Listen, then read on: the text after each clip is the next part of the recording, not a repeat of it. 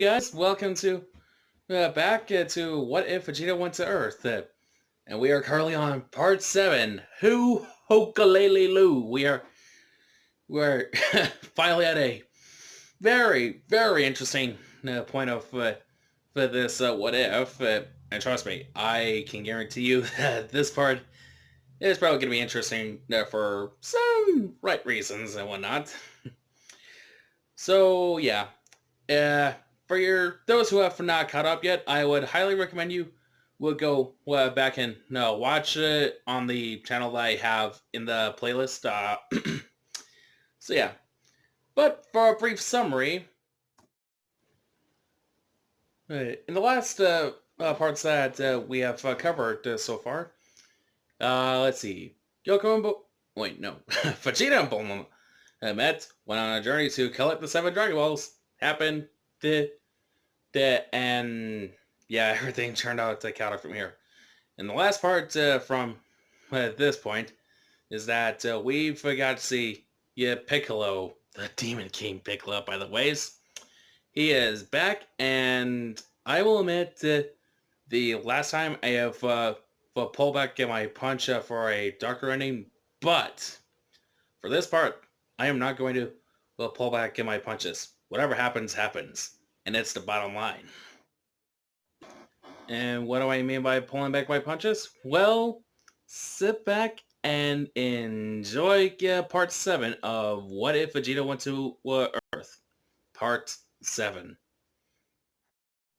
This part will open up with, not with Vegeta this time because he is knocked out elsewhere.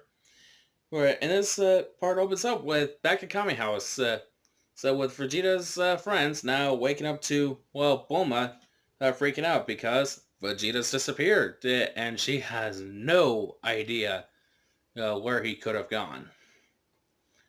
However, moments later do catch on and the news, well, it doesn't take long for Piccolo to make it, or should I say Demon King Piccolo, make his presence known. The gang now trying to decide on what to do, and thinking that they should probably go and beat the Demon King Piccolo before he can go and off a village or something like that. But Bulma has an alternative idea, an idea that she thinks is probably the only way, which is going out and looking for Vegeta. And guess how well that turns out. The majority of the gang just think that the idea is relatively foolish and whatnot. As good as the intention is, they have no time to look for anybody. Yeah, so, well, Bulma, in response, storms off, and she looks for Vegeta on her own. And as for Vegeta on where he's at, well, he's in the middle of nowhere. Or at least that's what he thought he was, until he wakes up to find a white fat cat graciously welcoming him to his tower. Hey kid, you alright? You looked kind of really beat up out there. Where, trust me, I have seen worse, but boy, howdy, you look like you took a beating. Vegeta immediately gets up from this and wonders where is he at and why is he in this weird location.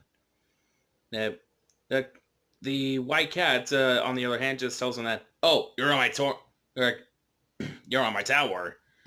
Where, in fact, you're in my corn tower. I'm corn, by the way. So Vegeta looks down, and sure enough, he can tell that he is in a tower just by looking straight down. Oh boy, howdy, he must have climbed very high for a very strong cat. So right now I'm gonna cut back to the rest of the gang at the moment and basically give out the situation on how that's going. Basically, the gang do manage to track Piccolo, and of course they do plan on using the Demon Wave container to contain the Demon King Piccolo.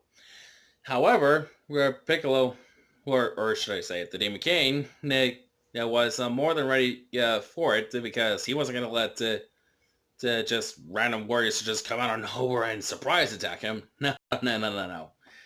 Well, because he anticipated this, he has managed to spawn many of his goons, and now they are on the attack. Yeah, yeah, yeah. And I hate to be the crazy parter, but we're gonna get back into the other part now.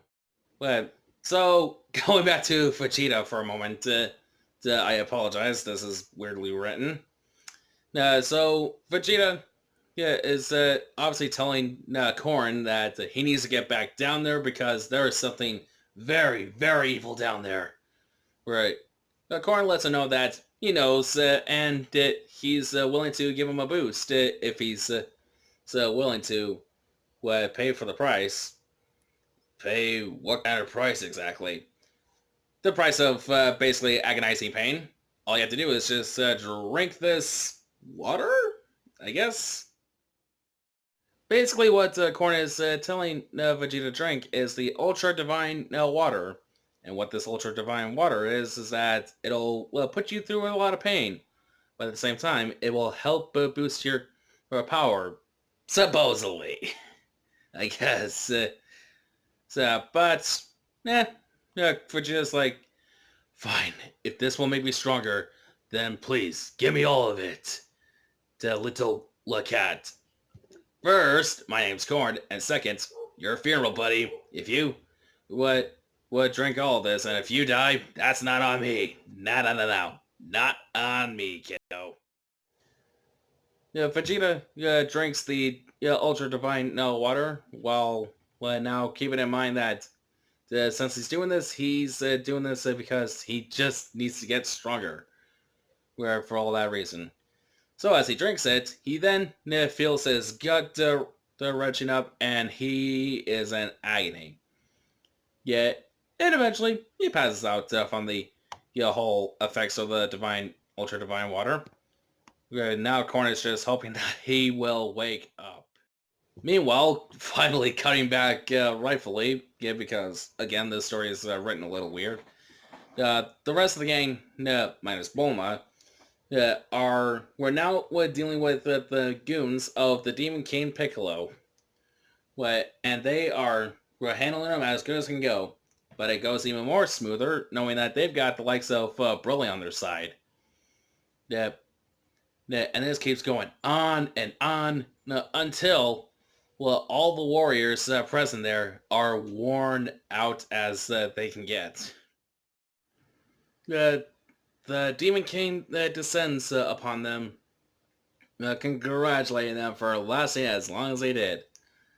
But he's the ultimate deciding factor on who gets to live and who dies. So, one by one, each member of the crew gets off with Chi-Chi, Master Roshi, Krillin, and yes, even the good boy Broly. But Axel, Broly is a very strong character. How can he be off by a simple attack by the one and only Demon King Piccolo? Yeah, Broly is so strong he could destroy galaxies. Unsubscribe. Yeah, I will admit that is kind of pathetic for me to do, but remember when I said that the goon of the Demon King Piccolo had fought them until they are basically worn out and stuff? Yeah, eventually that would take a toll on Broly as well, despite how powerful he may become in some aspects. So I would imagine Broly is still, or at least was, still underdeveloped on his training because, working with the Prince of All Saiyans and all. Not that, I mean, don't get me wrong, that's still strong and all, but, you gotta understand, Broly's power isn't fully measured out yet. I dropped my notebook, containing my script here. Oh, golly gee, this is actually saddening for me. Even to my own standards. Oh boy. Another reason to unsubscribe because I dropped my scripts. So with that being said though, we're now coming back to Vegeta after that whole travesty. Basically, yeah, eventually after say hour, 2 hours almost, Vegeta wakes up from his unconsciousness, and he just swears he felt some power levels dropped, and he has a sneaking suspicion feeling that, oh no, his friends were off. Oh no! But Vegeta almost takes off in a hurry, yeah, but then Korn stops him, but saying that, here, you may want to take some of these sense of beans, buddy. Yeah, you may never know when you might need them. Just saying. Yeah, man. And immediately, Vegeta flies straight down, heading to Earth ground. And is now trying to follow the power that off some of the similar powers that he felt of his friends.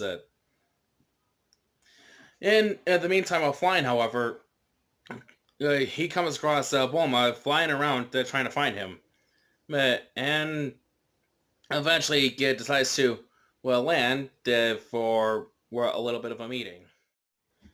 After landing and Bulma just gleefully walking at Vegeta, or running at Vegeta more accurately, yeah, yeah, yeah, holding Vegeta in embrace and just so stating all she was so worried about Vegeta and whatnot. Vegeta would then ask, if he saw the others, like where they're at and stuff. Bulma then states that, well, they left to fight without you. Well, apparently, yeah, they thought you were dead or something. Yeah, and it really does hit Vegeta. The friends that he had, including his master, were Saiyan friend, Earthling friend, the and that's Saiyan Earthling girlfriend, I guess. They are off, and there is no way, yeah, anyone else might stand up a chance against him. Uh, I don't know. By the way, that they are also kind of close to what Demon King Piccolo in all sense. Vegeta would then sense that this enormous power that is the Demon King's is getting closer to them. But probably given that he may have heard the ruckus that was going on out there. So, well, yeah. Vegeta now tells Bulma to hide and don't come out until it's safe. Bulma obviously agrees, and now Vegeta stands there. We're just waiting until he arrives. Until he comes.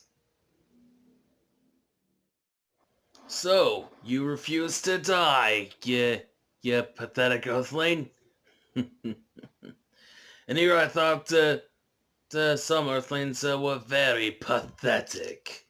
Very, very pathetic. But you are a very, very interesting case to just simply get back up after the assault I gave you. Says Demon King Piccolo, what with all cold the malice under his breath.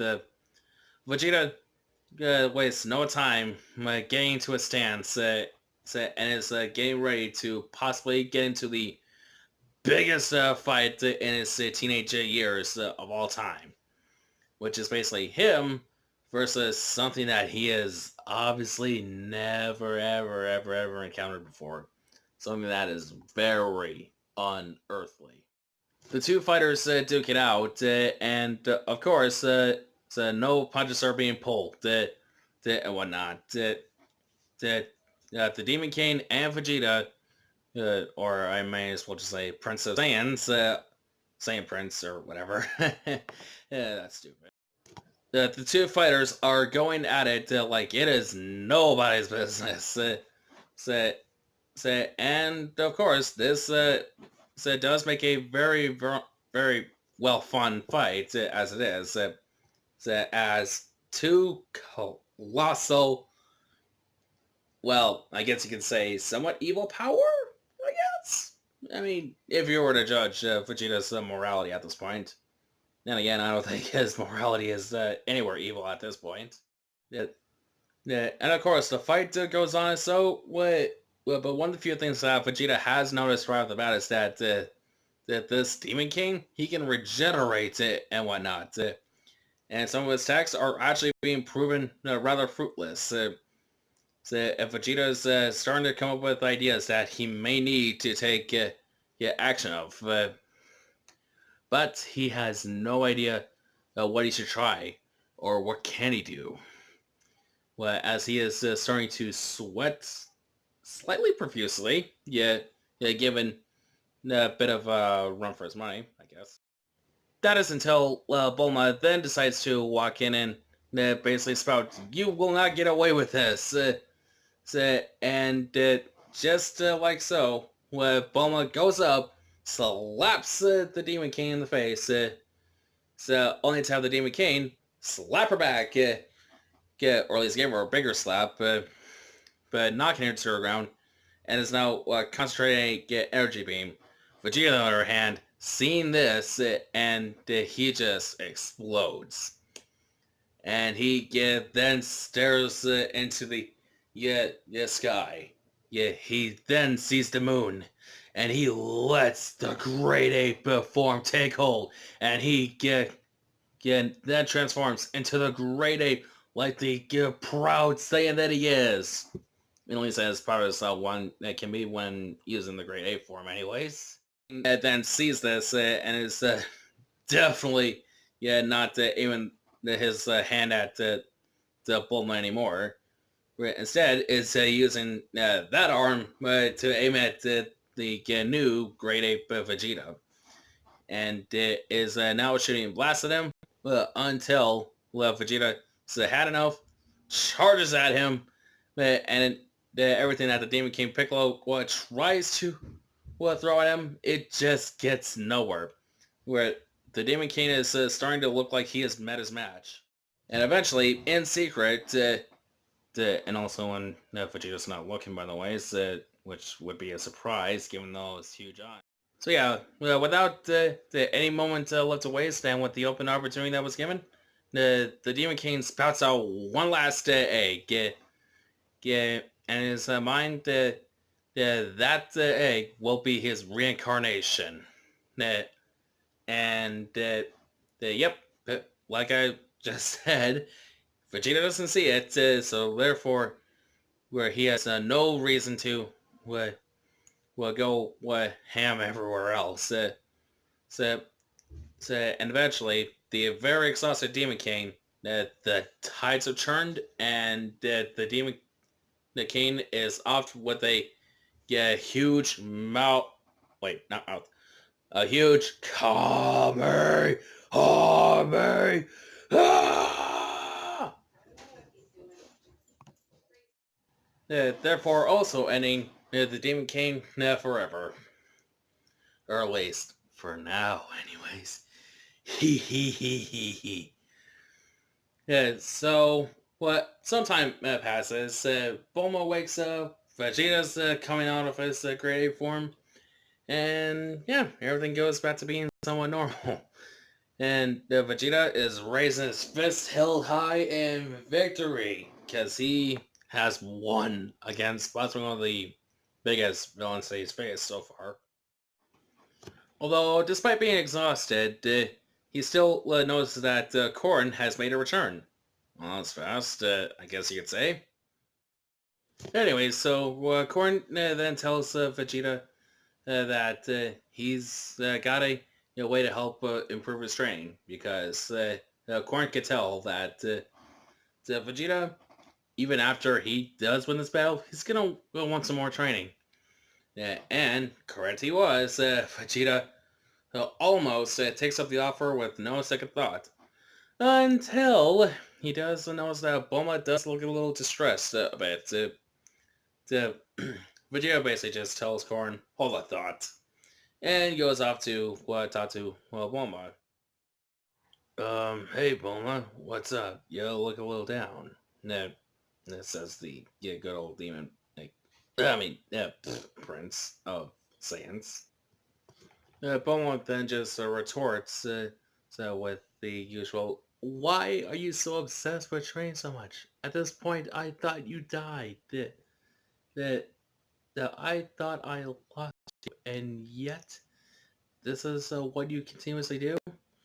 What what? So Vegeta and Bulma do have a bit of an argument. Vegeta saying his reasons, Bulma saying her reasons, the whole ordeal.